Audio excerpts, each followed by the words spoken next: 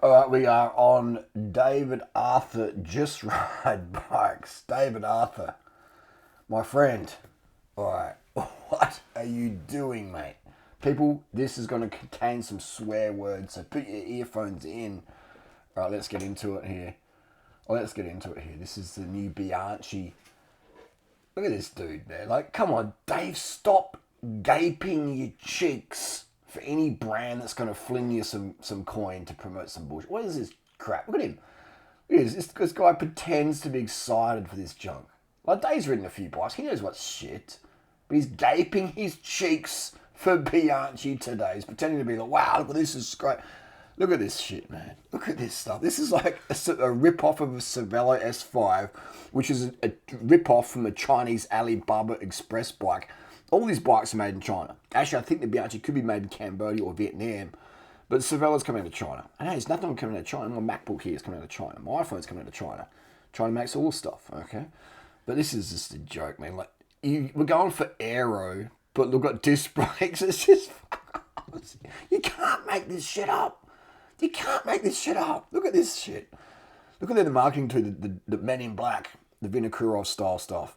Look at this shit. They've got bolt on freaking air vents. What was that to cool down the fucking intercoolers? Oh, what the fuck? There's a turbo in the bike. Next up, we're doing little vents on e-bikes to cool down the motor. This is hilarious, mate. It's fucking hilarious. All right. All I see is this douchebag dressed in black. You know, dressed in black. When one gets hit by a car, I couldn't see you. Yeah, because you're dressed in black, bro. Like, you doing a SWAT team raid, right? Or you're riding your bike. Have some visible colours, man. Have some visible colours. Look at, okay, here we go. Dominate the drag. This is just some bolt-on fairings. And it's got nostrils, mate. The engineers who... This isn't engineered. This is Bianchi. This is a bunch of Italians high on coke. This is my opinion. Bunch of Italians who work for Bianchi, off their chops on cocaine. They got nostrils and they're laughing at each other. Their nostrils are white. And they go, let's put nostrils on the bike from China and sell it to the fat barristers. Let's do it. And who's going to sell it? Who's going to gape their cheeks to sell it? Dave Arthur. Let's give him a bike. That's what they do, is clapping their hands, high five, and calling the hookers. All right, work's over, guys. Let's party. All right, that's what it's basically done. Just flick through the catalogue from China, the OEM suppliers. That's how all these bike brands do it, literally. All right, they get their shit made in the Far East, and it's the Asians who make all this shit. Do you think Italians could create this stuff? They copy, mate. They copy. Italians ain't original. They copy everything, okay? Except the pizza margherita. You know, and that's okay. This is how it is. But anyway, look at this shit. Dave's pretending to, wow, look at this. I'm really surprised. I'm going to gape my cheeks at Bianchi today. Last week it was Specialized. Next week it'll be Trek Madone. This dude, mate, cracks me up. Nostrils on a freaking Bianchi. Right? That's just fucking hell. And those bars, man. Oh my God. This is my mind expanding, my mind exploding with how much proprietary bullshit I see in this thing. Look how long those bolts are. You know?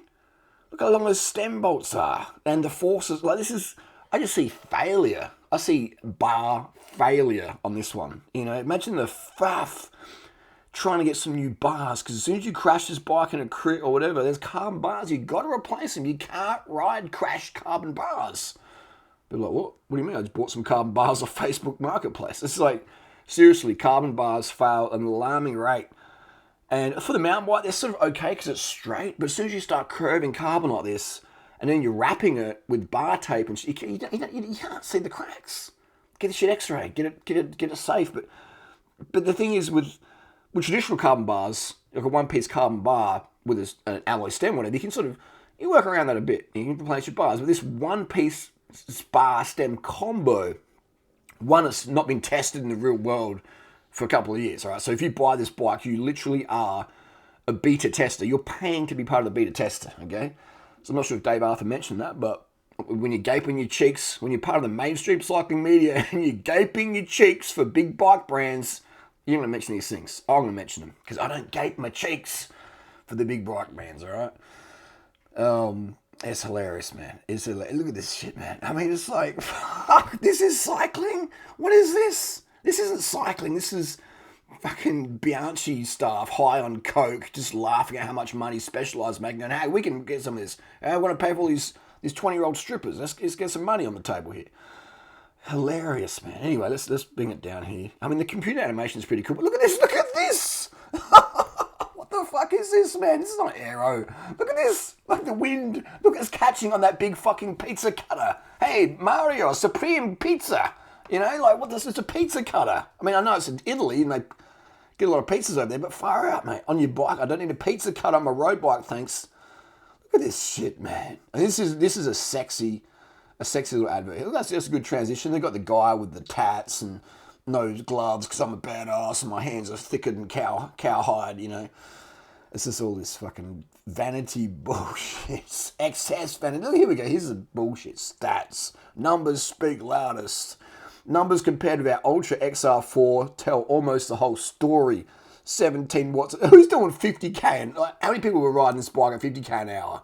All right, seriously. All right, on the flat by themselves. Who's doing 50k an hour? You know what I mean? 5.1% CDA coefficient. Like, these people who buy this bike aren't swapping off hard turns in a fast bunch and crossings. They're not. All right. 45 seconds of distance, 40k an hour. Yeah, if you're riding at 50k an hour, okay. 6.5 weight and size 55. I mean, we know the Italians are full of shit when it comes to weights on bikes. You know, it's an absolute joke. 30%. I mean, the Italians love to exaggerate, right? And I've got plenty of WOG mates, Italian mates, and they talk so much shit, man. And we have a laugh about it, you know, but it's like, this bike is not going to be 6.85 kilos and a 55. It ain't. With those wheels on it, no fucking way. And disc brakes, you dreaming, son. You dreaming. And the bolt-on nostrils. Fucking hell, mate. 30% advantage over the best aero bikes in the market in very well. What the fuck does 30% advantage mean? What does that mean? Does that mean it's like 1 second faster over 4 hours, which is like you know, it's just, and the other ones were like 0.7 second. You know, and the Bianchi was 1 second fast, so you got 30% increase. Like, it's such vague shit. These bikes are going to be so fucking slow with the disc brakes on there. You know, so slow. But I bet Dave is probably going, wow, look at this. Look at the advantages. Oh, you got nostrils on your bike. You got nostrils on your fucking Bianchi. What will they think? And they're just slapped on there. They're just like bolted on there. Bolt-on nostrils. You got this guy riding a closed mouth. No gloves, thinking he's a badass. You know, it's just fucking hilarious, man. At least with his mouth open, a bit of a sprint. This is not an aero bike, mate. This is a fucking joke. You know? And Dave, mate, if you had any integrity, you would call this bullshit out, brother, instead of gaping your cheeks again for some more bullshit. I mean, the advert's cool, you know, but fuck, the bike's not. The bike's a piece of shit, and it's going to be in landfill when you can't get spare parts for it, all right? A couple of years down the track, those bars and stem, how long are they going to be in market for? You know what I mean? Think, people. Think of the landfill. Think of cycling for me as being environmental, okay? You reduce our carbon footprint. We don't expand it by buying a piece of shit like this. It's going to be probably 9 kilos. Let's pause it. There's absolutely no fucking way the bike in this picture with SRAM red axis, which is the heaviest group set SRAM's ever done at top tier level, and those deep section wheels, which look like a 45, maybe a 50 on the back, and disc brakes on an aero bike with cocaine nostrils bolt on the front, is 6.8 kilo in a size, was it 55 or whatever? No fucking way, all right? And if they could get it that light with that many spokes, the frame's going to be like 600 grams, and it's going to be flexy like a freaking noodle, all right? These nostrils sort of look fun. They almost look like some sort of Maori statues or whatever. But the fact they're bolted on is a bit of a letdown. It's like, come on, mold it into the head tube, guys. So you're making this money. This frame would probably cost maybe $100 max to make out of the Far East, okay? At least mold the nostrils into the frame, all right? I guess the one advantage of this is when you haven't ridden your bike for a while and spiders make a nest out of your Bianchi head tube, you can probably pull the covers off and fleece the spiders out with a little stick. So come on, guys, you can't slit here. But then again, it could be good spider habitat. You can catch the flies when you're riding along. Oh my God, like, look at this. Oh, look at these bolts here. They're so close to, oh, all I see is proprietary nightmares creaking and rattling loose. And you got the bolt-on nostrils here and you got some Korean language down here. This is just, I mean, it's an artistic bike. Okay, let's try to be a bit positive, durianrider. Okay, the bike is, all these people out there who think the truth's negative. Okay, let's be positive for a little minute. Let's go back in the therapy session. Let's be positive. This bike is artistic. Yes, it's just a Chinese copy of the Cervelo S5, which is just a Chinese copy of whatever's an AliExpress OEM catalog for that year. But it's, it's artistic. Like there's little bumps there. It's artistic, It's got some nice lines to it. There's no doubt about that. It's pretty. The carbon weave, this little smoke show thing here. It looks like it's got a little nostril there, like a little anus, a little anus. It's got a lot of holes in this bike, It's pretty. Some of this computer stuff's very, very pretty. It's very good, But I know what this bike. Here we go. Let's expand. All those fucking bearings are going to explode. I can just hear this. Oh, look at this. We've got proprietary parts. We just know this bike's going to be creaking and groaning out the saddle, because it's untested new shit. Oh, durianrider, we should be riding downshift shifters and non-clipping pedals. No, we should ride shit that fucking makes sense and fucking works, instead of paying to be a beta tester for Gen 1 shit we don't even fucking need, because the current stuff's already good enough. But how do we sell people new bikes? They're going to crash the old bike and then probably need a new one. All right? We don't need to have this disposable shit like we have today. It's crazy how much landfill, how greedy we trying to be, man. Like, I make money in the bike industry. I make good money. But I could go buy a Ferrari tomorrow. But I haven't done that by selling out, by gaping my cheeks to shit I don't believe in. All right?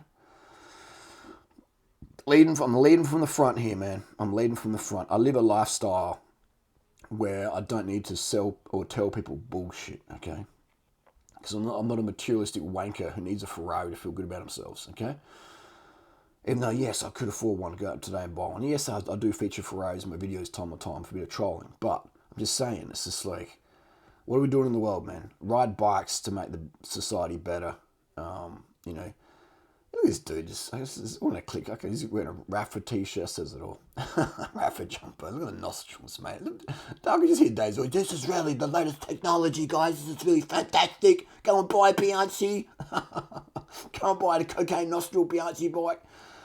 Anyway, that's the deal. But again, no hate to Dave. He's got to make a buck, and he's gaping his cheeks for it. Hey, whatever you're into, it's all good. I'm just saying, this stuff pisses me off. Let's go for a really good Bianchi Ultra. Like, what's that one that Slovenian juice dude rode a few years ago in the Tour de France? Ultra X4 Slovenian. What's his name? Roglic, that's the guy's name. I almost forgot. This was a real Bianchi, okay? This is a real Bianchi. Here we go here. Okay, this dude here, mate, all right? This dude here. This bike was so fucking good. A ski jumper can turn into a Tour de France contender. Now that's a fucking bike, all right? Look at this shit. That's light. That's sexy. That's functional. Yes, it has proprietary seat posts. Can't have everything, but look at that. Disc rim brakes, Di2, Durace, 11-speed. Man, guess you're hard, doesn't it? Look at that. That's, look how little spokes. This is a 6.8 kilo bike. All right, there's no way. With pedals, I should say. There's no way that monstrosity that's now the Oltre, whatever you want to call it, is 6.8 kilos in the same size. So there you go. This Bianchi was so good, it turned a ski jumper from relative unknown in the peloton to Tour de France contender. That's the power of rim brakes in Slovenia, and anywhere in the world for that matter.